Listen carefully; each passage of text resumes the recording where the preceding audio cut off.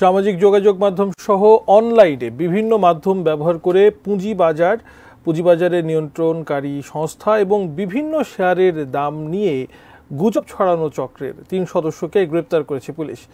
নিজেদের বিভিন্ন সংগঠনের নেতা দাবি করে বিভিন্ন সামাজিক মাধ্যমে গুজব ছড়িয়ে যাচ্ছিল তারা।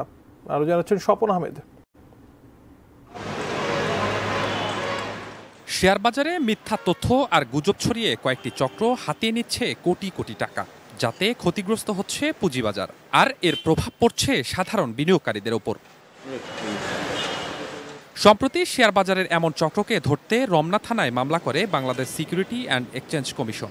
এমন অভিযোগে সম্প্রতি অভিযান চালিয়ে চক্রের 3 সদস্যকে গ্রেফতার করে গোয়েন্দা পুলিশ। শনিবার ডিএমপির মিডিয়া সেন্টারে আয়োজিত এক সংবাদ সম্মেলনে ঢাকার গোয়েন্দা প্রধান জানান, দেশের অর্থনীতিকে ধ্বংসের লক্ষ্যেই মাঠে নেমেছিল চক্রটি।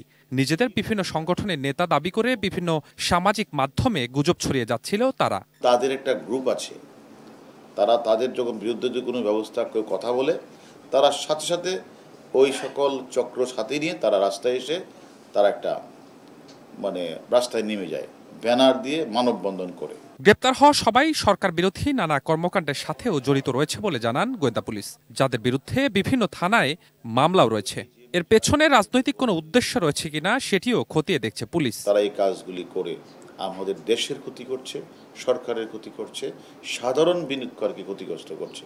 আমরা তাদেরকে রিমান্ডে এনে আর তাদের সাথে আর কার কোন চক্র জড়িত, এই সকল চক্র যারা জড়িত রয়েছে তাদেরকে আমরা ধরে এনে আইনের আওতায় এনে আমরা বাকি তথ্যগুলি বের করব। শেয়ার বাজারে এমন গুজব রুখতে এখন থেকে প্রতিনিয়ত সোশ্যাল মিডিয়ায় নজরদারি বাড়ানোর কথা জানান ডিবি প্রধান।